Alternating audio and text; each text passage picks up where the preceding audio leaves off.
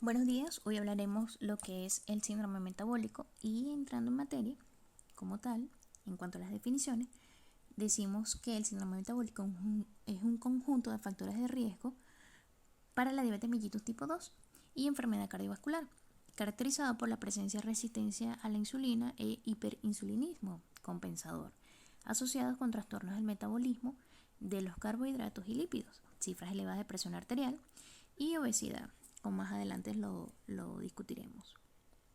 La existencia del síndrome metabólico como entidad nosológica aislada a la materia controversia, según la etiología común del síndrome, pero la mayor evidencia habla del papel central de la resistencia de la insulina, la obesidad abdominal, la hipertensión arterial, la disglicemia, estado proinflamatorio y estado protrombótico. Conociendo otra definición del síndrome metabólico, se conoce como una entidad patológica con personalidad propia y que se caracteriza por la convergencia de varios factores de riesgo cardiovascular en la misma persona, con marcado carácter de alteración metabólica subyacente. Entrando a lo que es la epidemiología, se dice que el aumento de la prevalencia de la obesidad en todo el mundo resulta en un aumento en la prevalencia del síndrome metabólico y posee importantes implicancias para el incremento de los patrones de la prevalencia de diabetes y de enfermedades vasculares, así como sus complicaciones a largo plazo. Esto ocurre tanto en países desarrollados como en países de vías de desarrollo. La prevalencia de sobrepeso, la obesidad y la diabetes mellitus tipo 2 han aumentado enormemente en las últimas décadas, hasta convertirse en una amenaza de epidemia a nivel mundial. Tenemos que edad, en cuanto a la edad, el sexo, la raza, la alimentación, el sedentarismo, factores sociocultural, factor genético. Y en cuanto a los medicamentos, estos influyen mucho a nivel del síndrome metabólico. Se dice que 2,8 millones de personas a nivel mundial van a padecer de síndrome metabólico.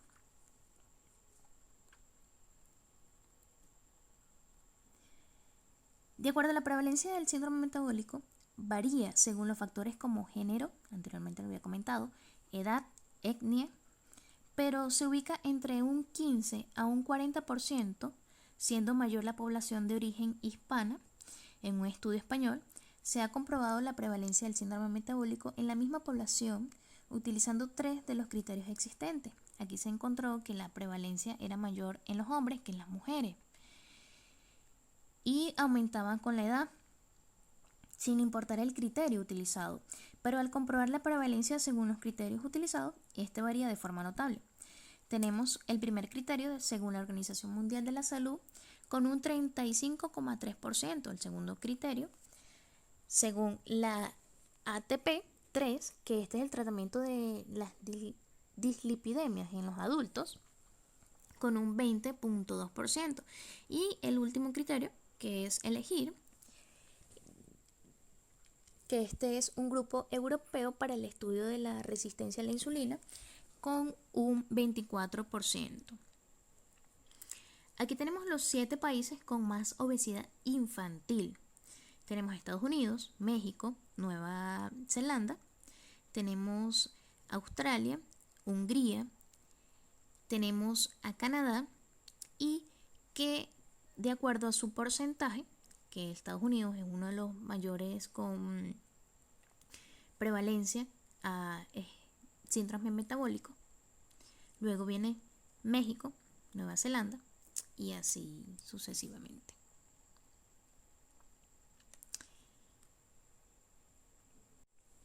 De acuerdo a los estudios realizados por la Organización Mundial de la Salud, para el año 2016, de acuerdo a una población total de 31.108.000 habitantes en Venezuela, el número de muertes por diabetes en unas edades comprendidas de 30 a 69 años en hombres, tenemos una estadística de 2.540.000, en mujeres 2.270.000.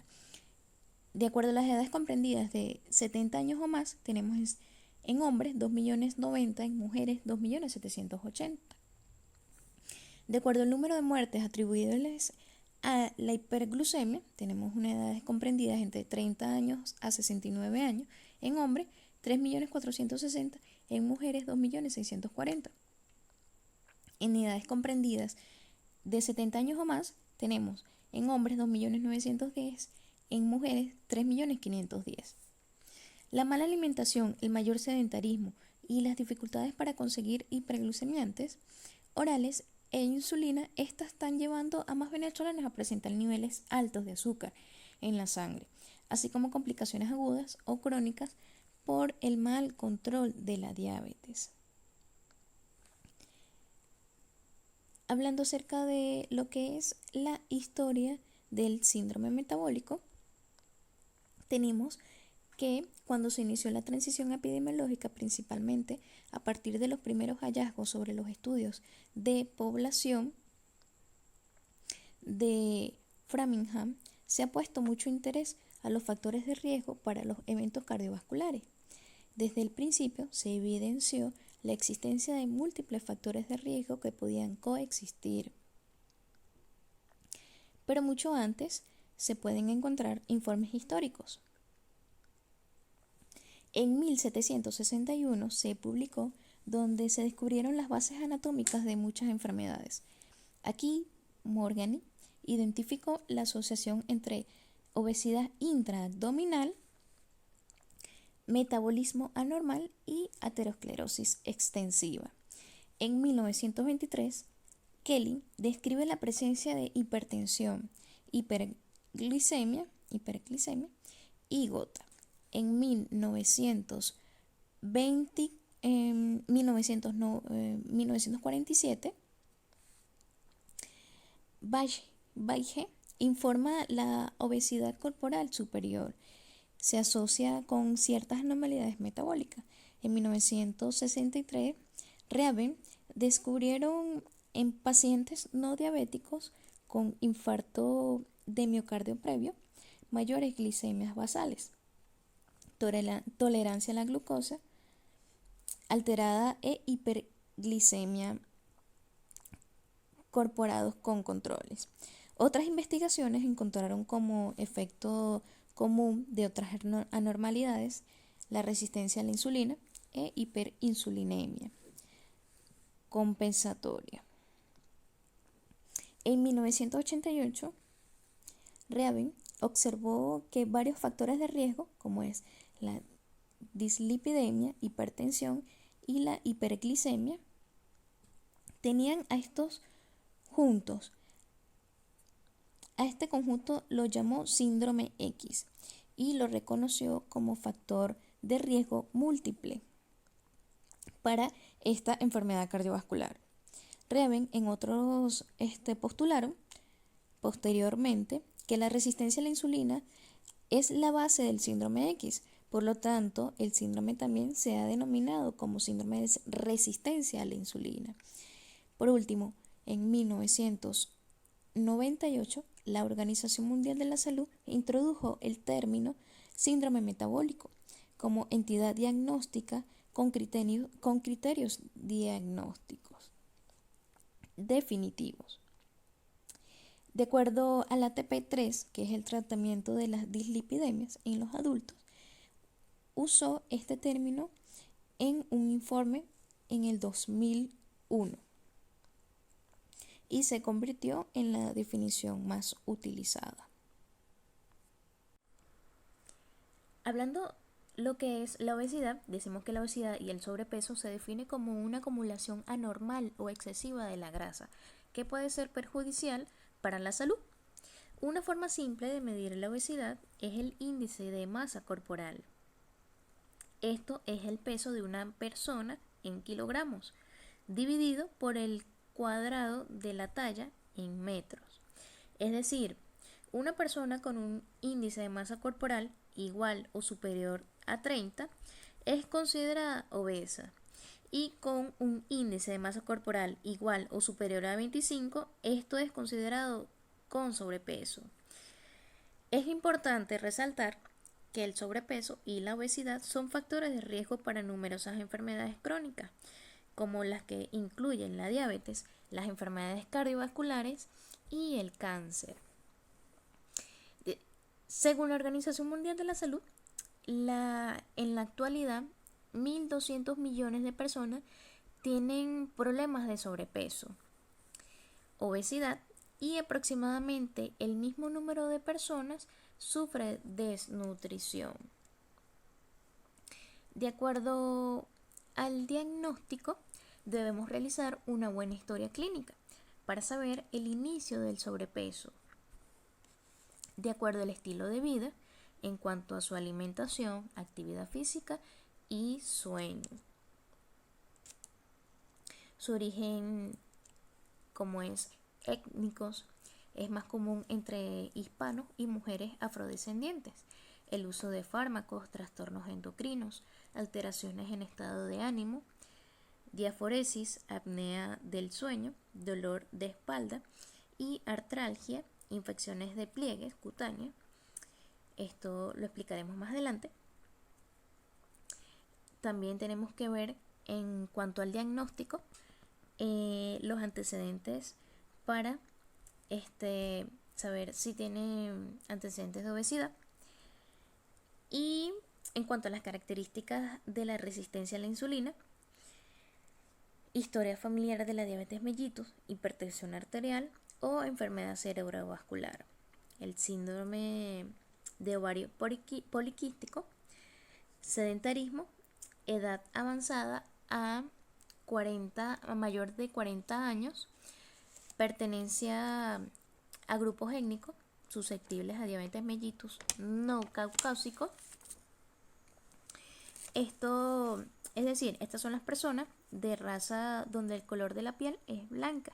Estas son de origen europeo y Asia occidental. Historia de la diabetes gestacional. Y de acuerdo al diagnóstico de enfermedades cerebrovasculares, hipertensión arterial, acantosis nigricans, que esta es una afección cutánea caracterizada por áreas oscuras y aterciopeladas en pliegues y dobles del cuerpo. Generalmente se observan en lo que son en las zonas del cuello. De acuerdo al diagnóstico, en cuanto al examen físico, esto incluye medir la estatura, verificar los signos vitales, como son la frecuencia cardíaca, la presión arterial y la temperatura. Esto es muy importante para realizar la historia clínica, el examen físico. Condiciones asociadas al aumento de peso, como hábitos de actividad física, si la persona realiza ejercicio, patrones de alimentación y el control de apetito. En cuanto a la circunferencia abdominal, tenemos que se debe medir la circunferencia de la cintura, la grasa almacenada alrededor de la cintura. A veces se llama grasa visceral o también es llamada grasa abdominal. Estas pueden aumentar aún más el riesgo de enfermedades como cardíacas y diabetes. Tenemos que realizar o sacar el índice de masa corporal, que el índice de masa corporal de 30 o más se considera obesidad, como anteriormente lo había comentado. Los números superiores a 30 aumentan aún más el riesgo para la salud. Debe ser revisado por lo menos una vez al año, porque estos pueden ayudar a determinar si los riesgos generales para la salud y de acuerdo a qué tratamientos sean apropiados. La piel se engruesa o se oscurece, como anteriormente lo había dicho, había hablado de la acantosis, la aparición de estrías y lo que es el aumento de la presión arterial. Se dice que el índice de masa corporal en hombres es menor a 90, de 90 a 95 centímetros. El perímetro abdominal en las mujeres es de 80, menor a 80 a 85 centímetros. Otro método para sacar el índice de cintura de cadera es circunferencia de cintura entre circunferencia de cadera. ¿Qué debemos indicar en los laboratorios? Están las pruebas de colesterol, glicemia basal en ayunas, ácido úrico, ureacreatinina, electrolitos séricos y enzimas hepáticas. De acuerdo a los criterios de la Organización Mundial de la Salud, está en el año 1999 la presencia de diabetes mellitus, glucemia basal alterada, intolerancia glucídica o insuloresistencia, como es la captación de glucosa menor a 25%, transclam euglucémico o hiperinsulinémico. Además, hacen criterios diagnósticos 2 o más factores como lo son índice de masa corporal mayor a 30 o índice de cintura mayor a 90 centímetros en cuanto a los hombres, mayor a 85 centímetros en cuanto a las mujeres. De acuerdo a los triglicéridos, mayor o igual a 150 miligramos sobre decilitros y o en el colesterol asociado a proteínas de alta densidad está menor a 35 miligramos sobre decilitro en varones o menor a 39 miligramos sobre decilitro en mujeres. De acuerdo a la presión arterial, mayor o igual a 140-90 milímetros de mercurio y microalbuminuria mayor o igual a 20 microgramos por minuto, o en el caso de albúmina creatinina mayor o igual a 30 miligramos sobre 30 miligramos gramo.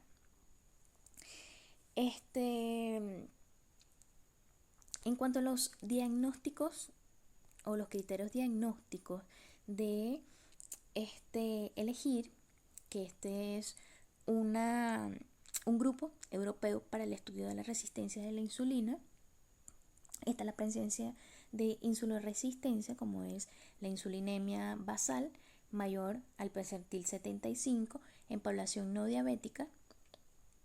Además, hacen diagnóstico 2 o más criterios o más factores, como lo son el perímetro cintura mayor o igual a 94 centímetros en hombres o mayor o igual a 80 centímetros en mujeres.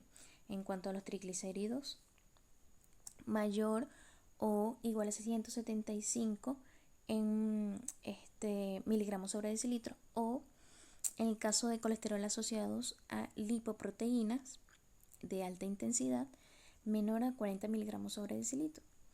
En cuanto o tratamiento específico, glucemia basal mayor o igual a 110 miligramos sobre decilitro en las pacientes no diabéticas.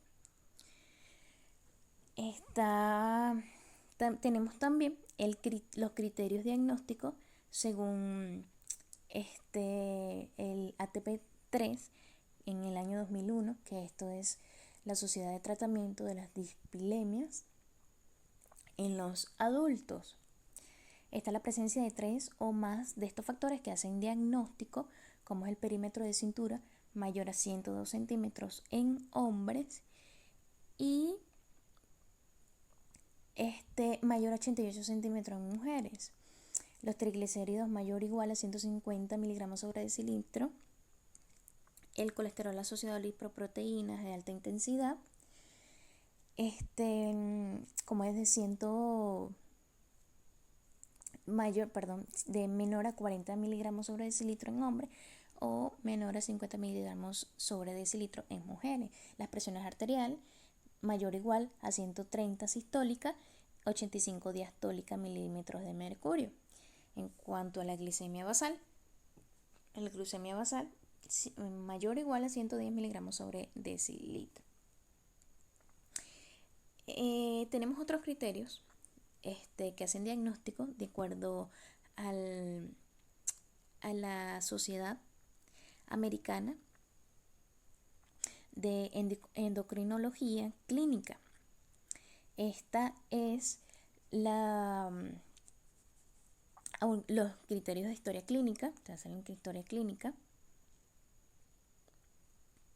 diagnóstico de la enfermedad cardiovascular, hipertensión arterial, ovario poliquístico, hígado graso no alcohólico o acatosis nigricans, historia familiar de la diabetes mellitus tipo 2, hipertensión arterial o enfermedad cardiovascular, historia de la diabetes gestacional o intolerancia glucídica, etnias no caucásica, estilo de vida sedentaria, edad mayor a 40 años, parámetros alterados como es índice de masa corporal mayor o igual a 25 y o cintura mayor a 102 centímetros en hombres o 88 centímetros en mujeres. En cuanto a los triglicéridos, mayor a 150 miligramos sobre decilitro, colesterol menor a 40 miligramos sobre decilitro en varones o 50 miligramos sobre decilitro en mujeres. Las presiones arteriales, mayor a 130, 80 miligramos, 130, 85 milímetros de mercurio.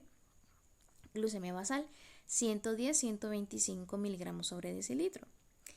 O glucemia a las 2 horas después de la carga oral de glicemia o glucemia, que sea mayor, que sean 140 a 200 miligramos sobre decilitro. Esto no incluye lo que es la diabetes. Tenemos lo que son los criterios diagnósticos según la Federación Internacional de la Diabetes, como es obesidad central definida por perímetro de cintura mayor o igual a 90 centímetros, 94 centímetros. Para varones europeos y mayor o igual a 80 centímetros para mujeres europeas. Además, hacen diagnósticos 2 o más de los siguientes criterios o factores, como son triglicéridos mayor o igual a 150 miligramos sobre decilitros o tratamiento específico de esta alteración lipídica. En cuanto al colesterol asociado a lipoproteínas de alta intensidad, tenemos que es menor a 40 miligramos sobre decilitro en varones o menor a 50 miligramos sobre decilitro en mujeres. En cuanto al tratamiento específico para esta alteración lipídica, está también la presión arterial sistólica mayor o igual a 130 milímetros de mercurio o presión arterial diastólica mayor o igual a 85 milímetros de mercurio o tratamiento de hipertensión diagnosticada previamente. Glucemia basal mayor o igual a 100 miligramos sobre decilitro o diabetes mellitus tipo 2 diagnosticada previamente. En cuanto al tratamiento y prevención, debemos hacer una modificación del estilo de vida, como cambio de conducta. Un programa de modificación del comportamiento puede ayudar a hacer cambios en el estilo de vida para adelgazar y no para recuperar el peso que ya se ha perdido. Una alimentación adecuada y la realización de actividad física constituyen la piedra angular de estos esfuerzos. De tal manera, será que se puede preguntar, ¿debe tratarse el síndrome metabólico? La respuesta es sí, porque es una definición operativa para riesgo cardiometabólico y se requiere reducir la conversión de normoglucemia a disglucemia, reducir el riesgo cardiovascular, asesoramiento psicológico. Entre el asesoramiento psicológico se debe hablar con un profesional de la salud mental. Puede ayudar a abandonar los problemas emocionales y de comportamiento relacionados con la alimentación. Y tenemos lo que es el tratamiento farmacológico. Una opción de tratamiento farmacológico de la obesidad y de los componentes del síndrome metabólico es la inclusión de farmacocinética o farmacoterapia y la cirugía bariátrica, que también lo utilizan. Aunque la farmacoterapia pareciera prometedora, no se cuenta como evidencia científica, sobre todo en lo que es actualmente respecta al impacto de estudio a largo plazo. Por lo que esté justificado iniciar el manejo de la presión arterial elevada. Está la resistencia a la insulina e hiperglucemia. Y tenemos lo que es la dislipidemia aterogenética. Como más adelante explicaré los fármacos, como lo tenemos las estatinas. Hablando acerca de las estatinas, en cuanto al mecanismo de acción, son inhibidores de la 3-hidroxi-3-metilglutaril, coenzima A reductasa. Esta enzima cataliza un proceso esencial de la vía del mevalato. Esta conversión a mevalato es un metabolismo clave en cuanto a la biosíntesis del colesterol. Su absorción es totalmente en el tubo digestivo, el metabolismo es hepático y excreción biliar al 70%. Clínicamente, los efectos de las estatinas conducen a una disminución de riesgo cardiovascular, pudiendo decir, pues, que hay 5 mecanismos por los cuales las estatinas podrían prevenir las enfermedades cardiovasculares, como lo son disminuyendo de forma directa los niveles de colesterol. Tenemos que mejorando la función endotelial, modulando la respuesta inflamatoria, estabilizando la placa de ateroma y por último que es previniendo a la formación de trombo. En cuanto a los síntomas, tenemos estreñimiento, diarrea, meteorismo, dolor abdominal y por último la dispepsia, que este es un trastorno de la digestión que aparece después de las comidas, causando así náusea, ardor y flatulencia. Las interacciones más comunes de las estatinas ocurrieron con los fibratos, en especial los genfibracilo, el 38%,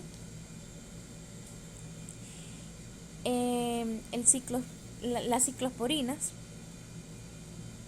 con un 4%, la digoxina con un 5%, la warfarina con 4%, antibióticos como lo son los macrólidos con un 3%, mibefradilo en un 2%, y por último que es los antimicóticos como son los azoles en un 1%. De acuerdo a las estatinas de alta intensidad de reducción menor a 50%, tenemos que la atorvastatina de 40 a 80 miligramos, la rosuvastatina de 20 a 40 miligramos. En cuanto a las estatinas de moderada intensidad de 30 a 50%, la atorvastatina de 10 a 20 miligramos. Tenemos la rosuvastatina de 5 a 10 miligramos, la simvastatina de 20 a 40 miligramos, cuando el colesterol está menor a 190. Las estatinas de baja intensidad, menor a 30%, simvastatina, 10 miligramos, y lo que es la lovastatina, de 20 miligramos.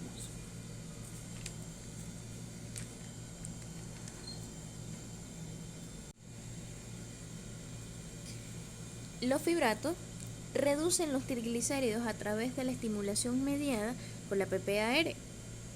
Estos son los receptores activadores por proliferadores peroxisomales. Son factores de transcripción de la oxidación de ácidos grasos. Estos regulan la expresión de los genes involucrados en el metabolismo de los lípidos y de la glucosa. Aún no están claros los mecanismos por los cuales los fibratos disminuyen las concentraciones de las lipoproteínas. Tenemos los genfibroxil, 600 miligramos 3 veces al día. Tenemos el fenofibratos de 145 miligramos orden día. Y aquí tenemos un esquema donde aparecen reacciones adversas, como son en el aparato digestivo, son frecuentes, molestias gastrointestinales, anorexia, sensación de opresión del estómago y náusea. En cuanto a la piel y tejido subcutáneo, frecuente las erupciones cutáneas, prurito y urticaria. En cuanto a las alteraciones hematológicas, rara vez, la anemia, leucopenia, pancitopenia y trombocitopenia. Aparato genitourinario son muy frecuentes, los ligeros incrementos en la creatinina sérica. Disminución de líbido, difusión eréctil. El sistema musculoesquelético son frecuentes en cuanto a las mialgias, debilidad muscular, calambres musculares y aumentos de considerable de la creatina quinasa. Y por último tenemos que el sistema nervioso central, que estas son rara vez, como es la rhabdomiólisis, cefalea y vértigos. Hablando acerca de lo que es la prediabetes, entrando como tal, la prediabetes es una condición que puede conllevar a la diabetes mellitus tipo 2 y a las enfermedades cardiovasculares. Cuando se tiene prediabetes, los niveles de glucosa en la sangre son más altos que lo normal, aunque no es lo suficiente para diagnosticar diabetes. Pero las probabilidades para tener diabetes aumentan si es mayor de 45 años, es de origen afroamericano, hispano o latino, si es indio, americano, asiático o isleño del Pacífico.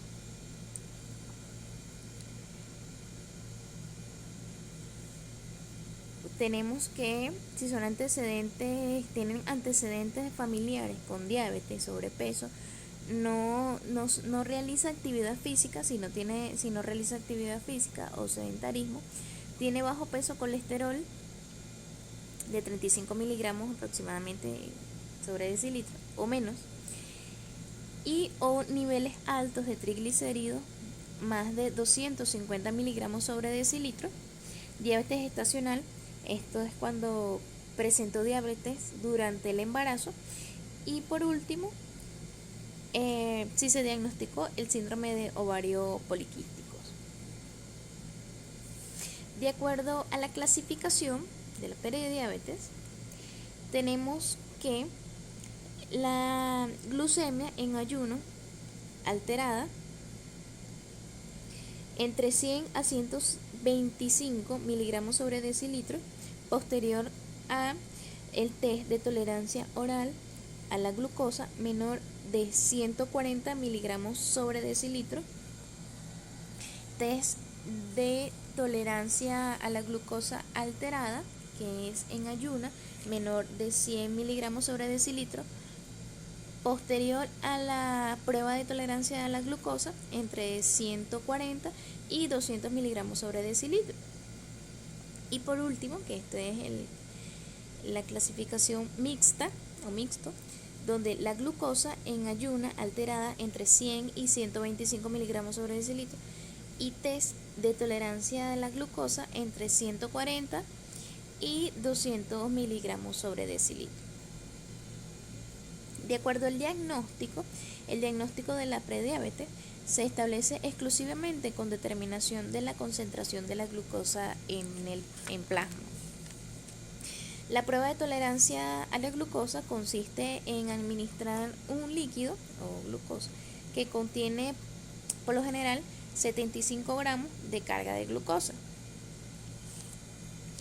Tenemos que la tolerancia a la glucosa alterada plasmática entre 140 y 199 miligramos sobre decilitro, que es aproximadamente de 7.8 a 11 milimoles sobre litro, que no manejamos esas cantidades, solamente las manejamos en miligramos sobre decilitro, medidas 2 horas después de esta carga oral, de 75 miligramos de glucosa diluida en 300 mililitros de agua, debiéndose ingerir en menos de 5 minutos. Luego tenemos lo que es la glucosa alterada en ayuno, glucosa plasmática, después de un ayuno de 8 horas y que resulte entre 100 a 125 miligramos sobre decilitro, que en otras medidas que no manejamos es de 6.1 y 6.9 milimoles sobre decilitro, de acuerdo a la recomendación publicada en 2003 por la Asociación Americana de Diabetes. De acuerdo a la Asociación Americana de Diabetes, considera prediabetes un valor de prueba de hemoglobina glicosilada entre 5.7 y 6.4%, mientras que el Instituto Nacional de la Salud de Cuidados de Excelencia, como es el NICE, propone el intervalo de 6 a 6,4%.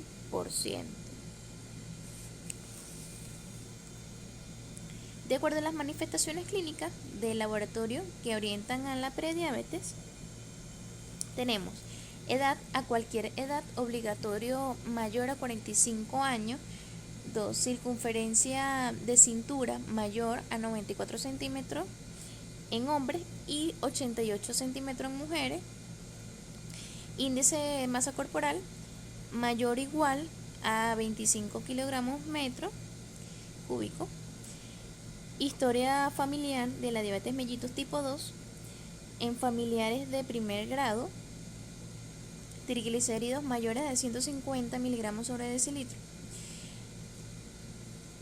colesterol menor a 40 miligramos sobre decilitro en hombres y menor a 50 miligramos sobre decilitro en mujeres, hipertensión arterial o uso de antihipertensivos, prueba de hemoglobina glicosilada mayor a 6% y antecedentes de diabetes gestacional o hijos macrosómicos mayor a 3.8 kilogramos. Tenemos el síndrome de ovario poliquístico, antecedentes de enfermedad cardiovascular, presencia de acantosis nigricans, como anteriormente habíamos comentado. Y por último tenemos el vasopeso al nacer, que es menor a 2.5 kilogramos o 2.500. De acuerdo al tratamiento de la prediabetes, está mediado por 2 fases.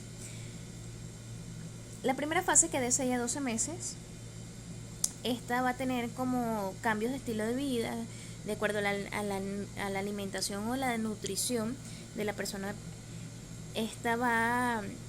Se le tiene que llevar un estilo de vida con actividad física para tener como meta la reducción de mayor o igual a un peso de 5%, una glucosa de ayuno menor a 100 miligramos sobre decilitro, y la segunda fase mediada por lo que es reforzar ajustes en cuanto al estilo de vida, utilizando medicamentos como es la metformina y teniendo como metas la reducción de mayor o igual al 8% del peso y bueno, el éxito de la glucosa de ayuno. Tenemos que, en cuanto al tratamiento farmacológico de la prediabetes,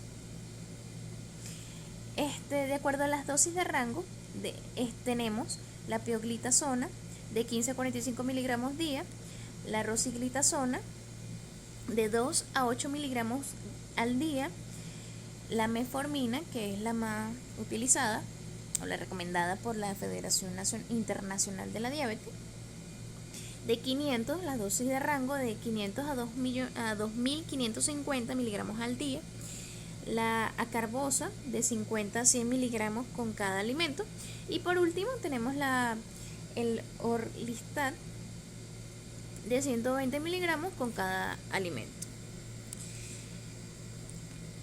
Para finiquitar lo que es este seminario, hablaremos brevemente acerca de la diabetes. Decimos que es un desorden metabólico de múltiples etiologías, caracterizado por hiperglucemia crónica con disturbios en el metabolismo de los carbohidratos, grasas y proteínas, que resulta de efectos en la secreción y o en la acción de la insulina. Esta se puede clasificar en condiciones adicionales que pueden afectar a la precisión de la prueba de la hemoglobina glicosilada. Incluye un periodo posparto y podemos clasificarla de acuerdo a las siguientes categorías. La primera, que es la diabetes tipo 1, que es debido a la destrucción autoinmune de las células beta, que generalmente conduce a una deficiencia absoluta de la insulina. Tenemos la diabetes mellitus tipo 2, debido a la pérdida progresiva de la secreción de la insulina de las células beta, con frecuencia en el fondo de la resistencia de la insulina. Tenemos la diabetes mellitus gestacional, que esta diabetes diagnosticada en el segundo o el tercer trimestre del embarazo, que no fue claramente evidente en la diabetes antes de la gestación. Y por último tenemos los tipos específicos de la diabetes debido a otras causas. Por ejemplo, el síndrome de diabetes monogénica, como la diabetes neonatal y diabetes de inicio en la madurez, como es el MODY, enfermedades del páncreas exocrino, como fibrosis quística y pancreatitis, y diabetes incluidas por sustancias químicas, como es el uso de la glucocorticoides, el tratamiento del VIH-Sida o después de un trasplante de órganos. De acuerdo a la prevención o retraso de la diabetes mellitus tipo 2, tenemos que la secreción de la sección de nutrición se actualizó para resaltar la importancia de la pérdida de peso para las personas con alto riesgo de desarrollar diabetes mellitus tipo 2, que tienen sobrepeso u obesidad, debido a que fumar puede aumentar el riesgo de la diabetes mellitus tipo 2. Se agregó una sección sobre el uso de abandono del tabaco. De acuerdo al diagnóstico, se dice que síntomas de diabetes más una glucemia causal medida en plasma venoso que sea igual o mayor a 200 miligramos sobre decilitro, que esto es en 11.1 milimoles litro. Causal se define como a cualquier hora del día, sin relación con el tiempo transcurrido desde la última comida. Tenemos la glucemia de ayuno medida en plasma venoso que sea igual o mayor a 126 miligramos sobre decilitro, o que 7 milimol sobre litro. Ayuno se define como un periodo sin ingesta calórica de por lo menos 8 horas. Y por último tenemos una glucemia medida en plasma venoso que sea igual o mayor a 200 miligramos sobre decilitro, que es 11.1 milimol sobre litro, como lo había comentado. 2 horas después de una carga de 75 gramos glucosa durante una prueba de lo que es la tolerancia oral a la glucosa. Y por último tenemos lo que es la prueba de hemoglobina glucosilada mayor o igual a 6.5%, empleando una metodología estandarizada y trazable al estándar, con sus siglas en inglés aparecen. De acuerdo a la sintomatología, se denomina tetradas de las P, o actualmente la tetrada P, como es la polidicsia, polifagia, poliuria y pérdida de peso. Además, se pueden asociar visión borrosa, fatiga, lesiones en extremidades y acantosis nígricans. Ya hemos comentado de que es una afección cutánea donde aparecen áreas oscuras y aterciopeladas en los pliegues del cuello, en los pliegues, o principalmente se observan en el cuello. Bueno, esto ha sido todo por lo que es de este seminario. Gracias.